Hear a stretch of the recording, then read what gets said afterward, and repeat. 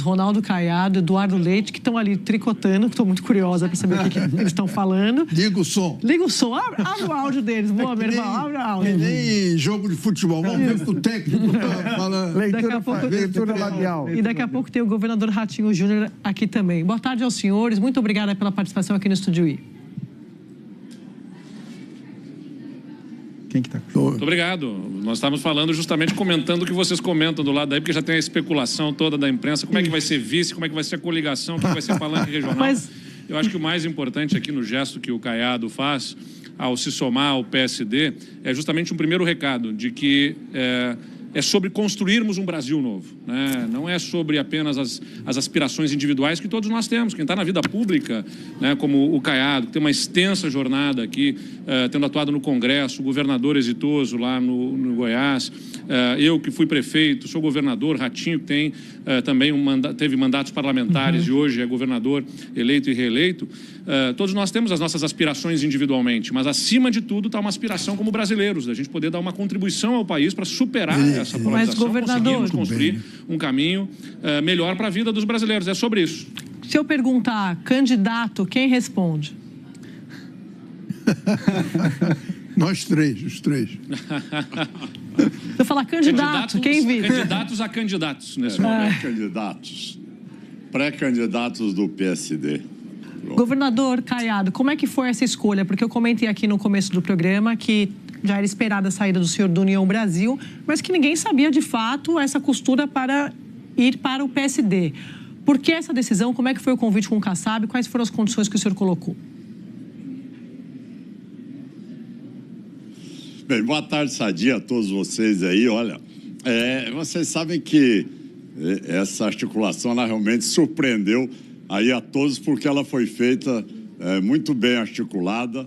Lógico que no momento em que eu recebi o convite por parte do Kassab, ele teve também todo aquele gesto de poder fazer todos os degraus necessários para que nós chegássemos até a data de ontem.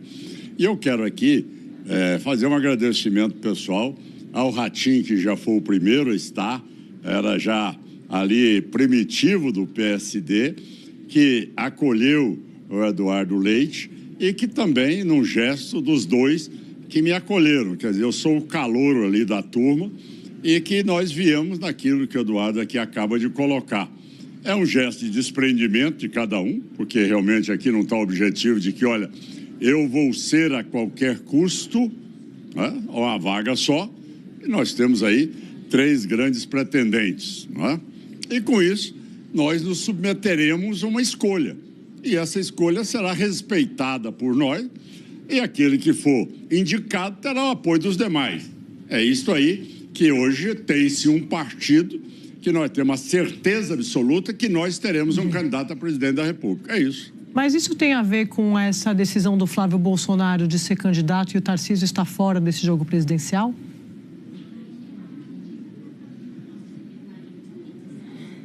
Olha, pelo contrário, eu acho que quem vai ser o candidato, a tese interessante é que eu ainda estive com o Flávio Bolsonaro a semana passada e nós conversávamos, e aí, por videoconferência, entrou o Rogério Marinho, e o que ficou colocado é que, numa eleição como essa, vários candidatos, como aconteceu no Chile, fez com que o segundo turno a centro-direita fosse vitoriosa. Então, essa tese de que, tendo aí um número maior de pré-candidatos ou de candidatos no primeiro turno, é o que realmente é a estratégia mais correta, mais inteligente que se tem para nós podermos enfrentar uma máquina, tá certo, demolidora do governo do PT numa eleição que todos nós conhecemos a truculência com que eles são capazes de fazer para poder ali assumir novamente ou continuar novamente no poder. Governador Eduardo Leite, Caiado, prazer falar com o senhor novamente. A pergunta é para o governador Eduardo Leite. Governador, eu acredito que esteja sendo criado nesse momento um bloco de direita democrática nesse país. Aí a minha pergunta, não está faltando o Nordeste nesse bloco, onde Lula teve ali uma vantagem que garantiu sua vitória? E a outra pergunta A outra pergunta é o seguinte: Tarcísio está barrado dessa festa? Olha, em primeiro lugar, o PSD, né, já tinha o governador Mitidieri, do Sergipe, se incorporou ao PSD também a governadora Raquel Lira, lá do Pernambuco. O PSD tem posições importantes no Nordeste, além de governadores também, de parlamentares.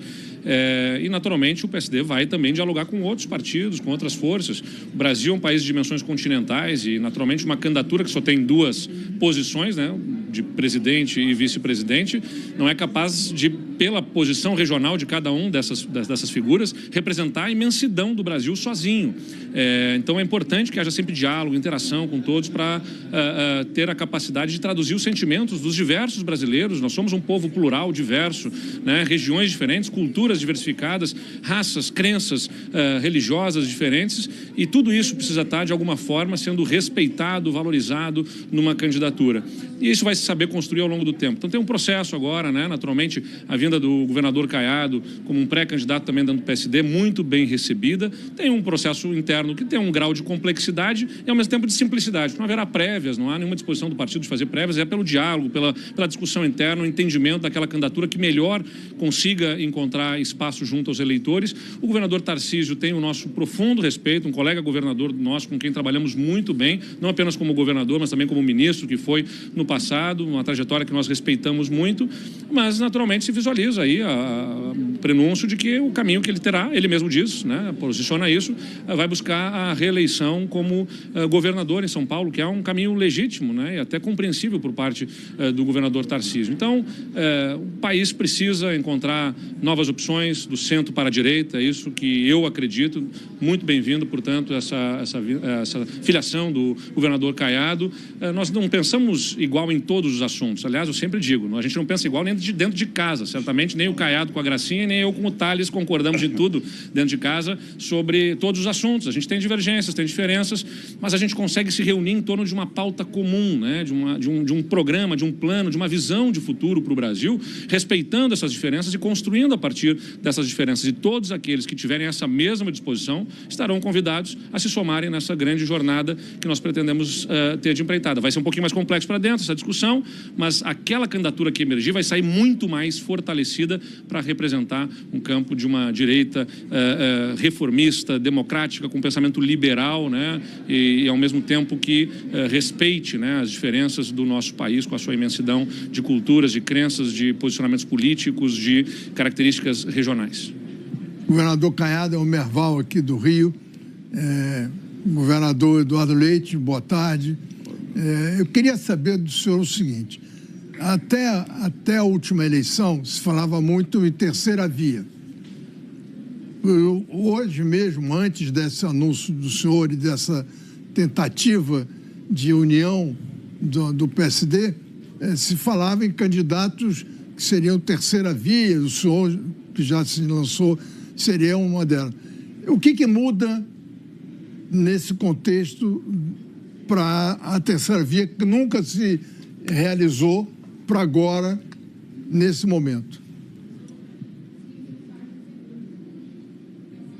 Bom, Merval, primeiro eu entendo que essa classificação de terceira via, isso aí é realmente algo que não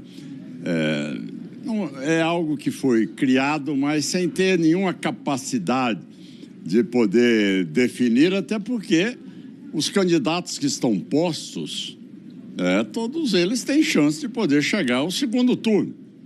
Então, eu não saberia dizer a você quem vai ser terceira via. Eu acho que nós temos uma frente da centro-direita, que vai disputar essa vaga. Essa frente da centro-direita vai ser um candidato que vai sair pelo PSD, o Zema e o Flávio. Então, se tiver outro também que possa aparecer aí ou vir a disputar também nos próximos dias, ou seja. Então, essa tese de terceira via é uma tese que nós temos, uma segmentação. Olha, aqui está a esquerda, aqui está a centro-direita. Na centro-direita você tem vários candidatos, 3 candidatos até agora já, ou se 2 candidatos e um que será indicado pelo PSD, que vão entrar nessa raia aí para poder chegar ao segundo turno. Então não tem essa rotulação de terceira via. Em segundo lugar, o que nos estimula, principalmente nós, que somos governadores, tanto estimula o Ratinho quanto o Eduardo Leite e a mim, é exatamente a transformação que nós fizemos nos nossos estados. Então, cada vez mais, Merval, eu acredito na política, certo? A política, quando ela é feita com autoridade moral, você pode saber que os resultados são impressionantes, tá certo? Eu tenho criminalidade a zero em Goiás, eu tenho educação a primeira do Brasil, eu tenho transparência pública, tem programas sociais com a emancipação das pessoas. Então, quando nós, governadores, podemos fazer isso, cada um no seu estado, o Eduardo no Rio Grande, Ratinho no Paraná, a gente mostra uma coisa só, é que esse modelo que nós praticamos no nosso estado, se ele chegar a nível da presidência da República, nós vamos dar um passo que a sociedade espera, que é aquilo que o Eduardo colocou, ou seja, o que é? É um programa para o país, um projeto de país, onde pessoas técnicas qualificadas, mais a sensibilidade política do presidente, saberá guiar para esse grande desafio que é organizar essa nação, que virou uma desordem institucional completa. É uma preguiça de governar, é uma omissão de governar, é um 8 de janeiro que não para nunca, tá certo? É uma continuidade de prometer que vai acabar com a fome, sendo que tem 40 anos que fala isso. 40 anos. Governador. Quer dizer, é um partido que prega ali uma certa descrença no trabalho. Então, quer dizer, o Brasil deseja um outro modelo, o modelo que nós implantamos nos nossos estados. É isso que o Brasil deseja. E aí, pegando... Então, eu vejo como sendo uma grande alternativa essa eleição de 2026. E aí, pegando esse gancho do senhor, governador Caiado, perguntando para o senhor, governador Leite, quando a gente fala de dia a dia dos brasileiros, né? Segurança pública na ordem do dia, contas públicas e também...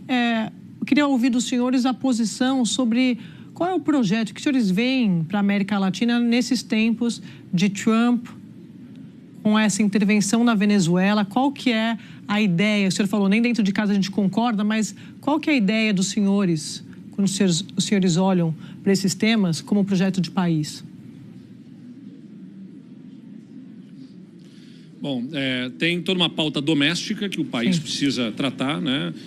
Eu peguei o estado quebrado no Rio Grande do Sul, precisou enfrentar o tema das contas públicas, reformas, privatizações, reorganização da máquina para poder fazer funcionar o estado novamente. Fizemos isso, né? O Brasil vai precisar passar também por ajustes, naturalmente, aí, de reequilíbrio das contas para recuperar confiança de investidores, de empreendedores, desburocratizar o país, retomar a produtividade, ganhar produtividade o país. Tem toda uma pauta doméstica importante, na qual está inserido o tema da segurança pública também, aí tanto Caiado lá em Goiás, como nós no Rio Grande do Sul, temos exemplos importantes, Ratinho também, no estado do Paraná, de avanços expressivos na redução da criminalidade, com estruturação de projetos que trouxeram, no caso do Rio Grande do Sul, a menor criminalidade já registrada na nossa história, né? Redução de homicídios, de roubos de veículos, de roubos de pedestres. Então tem toda uma pauta doméstica importante e é claro que vai precisar também, né, liderar esse projeto com um olhar global.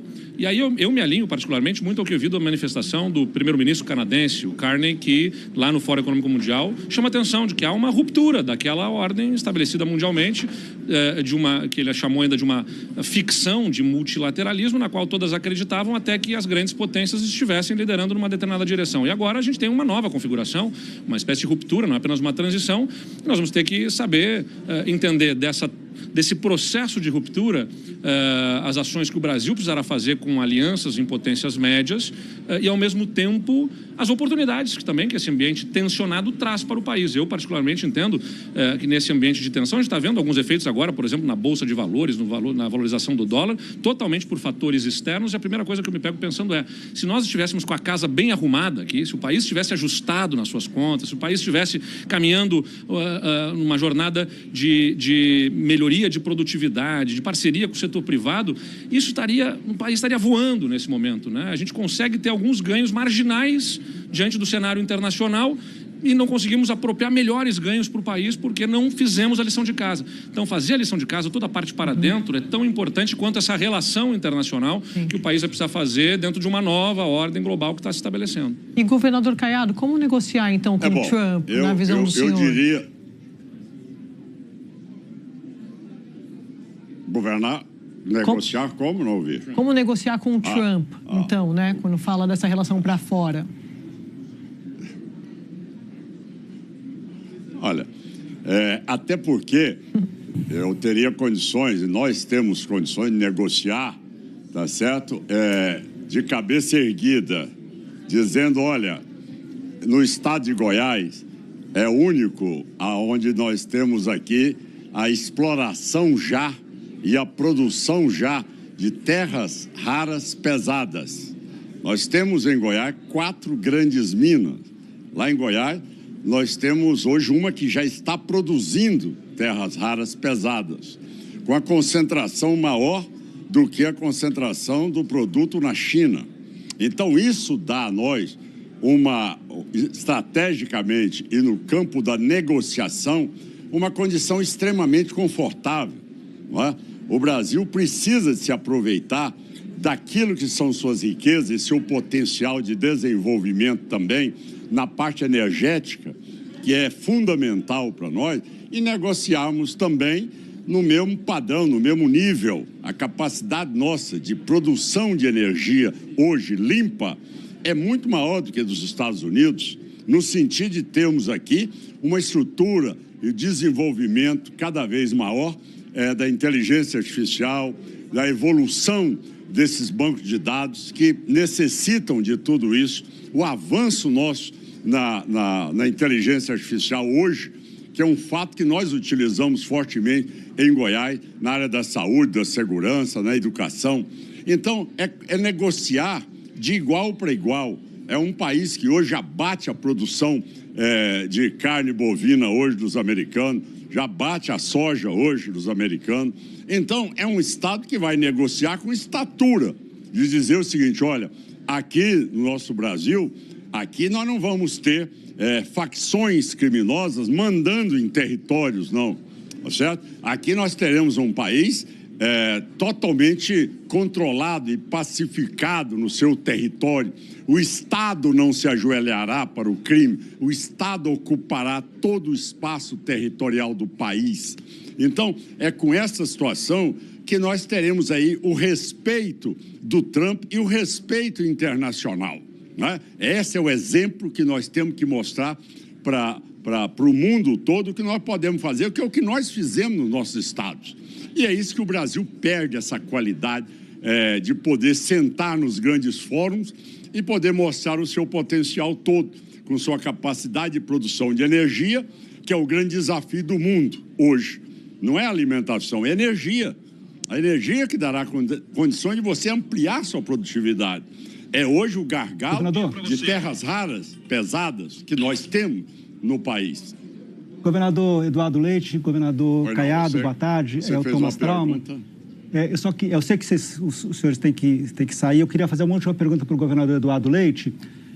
Voltando aqui para a questão local, eu queria entender o que acontece agora. Quer dizer, em que momento que o PSD pretende decidir qual será o candidato? Como que vai ser essa escolha? Vão ser pesquisas? Vai ser uma prévia interna? Vai ser um comitê? Quer dizer, o que funciona? O que acontece a partir de agora, a partir dessas 3 candidaturas internas do PSD? Bom, o presidente Kassab tem sido muito habilidoso, competente na reunião de pessoas interessadas em ajudar o país. Acho que esse é o primeiro ponto. E dentro desse melhor espírito de colaboração com o país é que vão se desenvolver as conversas, o diálogo interno. Acho que há espírito aberto aqui dos 3 governadores, né? Meu, do Caiado, do Ratinho. Como falou o Caiado, o Ratinho já estava no partido, né? E quando me movimentei do PSDB para o PSD, nos recebeu de braços abertos.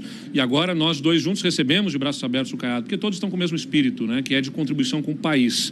Insisto, Nós temos legitimamente a aspiração individual de protagonizar esse processo, mas essa aspiração não é maior do que a nossa vontade de contribuir com o Brasil. Então, não está programado ter prévias ou algum elemento objetivo de pesquisa de intenção de votos, até porque consideramos que as pesquisas de intenção de votos nesse momento são muito menos relevantes do que aquelas que mostram o humor do eleitor, né? Qual é o sentimento do eleitor brasileiro? Acho que tem muita gente votando no Lula sem estar, ou indicando um voto no Lula, sem estar efetivamente feliz com esse voto. E muita gente também que indica o voto no seu opositor do outro lado do polo que está colocado, né? Mais bolsonarista, mais próximo àquele núcleo, que também não está feliz com isso, mas acha que é o caminho para tirar o Lula. Agora, quando passarem a conhecer que há alternativas, que há um caminho alternativo, isso de fato só vai acontecer quando a campanha eleitoral se deflagrar. Até lá, os brasileiros estão cuidando das suas vidas individualmente, estão cuidando da família em casa, estão cuidando do trabalho, estão buscando sobreviver, não está fazendo debate político como nós estamos fazendo aqui, como os analistas políticos fazem, como nós fazemos, como os bancos fazem. Isso é um debate de um grupo, de uma camada da população que vai se enraizar e vai se capilarizar mais quando o processo eleitoral for deflagrado. Então, uma pesquisa eleitoral para dizer qual é o desempenho de um ou de outro não é necessariamente a melhor ferramenta. Vai ser pelo diálogo, vai se intensificar isso dentro do PSD naturalmente agora. O presidente Kassab certamente reunirá, né, lideranças do partido para poder capilarizar esse diálogo com os grandes líderes. O PSD reúne muitas pessoas importantes com capacidade, com história, com jornada política que vai ajudar a conduzir esse processo de decisão. E do nosso lado terá, eu tenho certeza, tanto do meu, quanto do Caiado, quanto do Ratinho, a melhor compreensão de que a definição que tomarmos será aquela que melhor poderá encontrar no cenário eleitoral as condições de êxito, né, de viabilizar uma candidatura para trazer um caminho alternativo para o Brasil. Oi. Governadores, Valdo Cruz aqui... A fumacinha... Governadores, só aqui, eu sei que vocês estão com pressa, mas uma última perguntinha aqui, começando agora então com Caiado e depois indo para o Eduardo Leite. Valdo Cruz aqui. Eu imagino que entre os três, Ratinho Júnior, Eduardo Leite e Caiado, sairá o candidato. O vice sairá dos dois que não forem candidato a presidente? Não tem esse compromisso, não. O nosso compromisso é de os outros que não foram escolhidos, lógico, uma vaga, eles estarão na campanha daquele que for levar aí a bandeira do PSD, da campanha do Projeto Brasil defendida por nós. Não tem essa vinculação de vice, tem a vinculação de estarmos na campanha. Dizer a vocês que também o Kassab liberou nossas bases para que nós tivéssemos essa independência também, aquele que for escolhido. Por exemplo, eu cito, na Bahia, por exemplo, se lá o PSD estiver vinculado ao governador candidato pelo PT, o candidato nosso estará ali no palanque do ACM Neto. Então, isto mostrando a nossa capacidade, nosso bom desempenho hoje no Nordeste também. Então, não será fácil para o PT, já que ele decepcionou e muito a esperança daquele povo. Então, nós teremos como crescer ali muito fortemente naquela região do Nordeste brasileiro. Junto a isso, lógico, nessa região Sul, Sudeste e Centro-Oeste. Então, nós acreditamos nessa nossa capacidade de chegarmos ao segundo turno e aí sim temos essa convergência como se teve lá no Chile e conseguiu-se derrubar aí o governo de esquerda. Governador Caiado, governador Eduardo Leite, muito obrigada pela participação aqui no Estúdio I. Eu sei que os senhores têm agenda aí, que foi de última hora. Obrigada também às assessorias por colocarem de pé essa entrevista. Um abraço, até a próxima.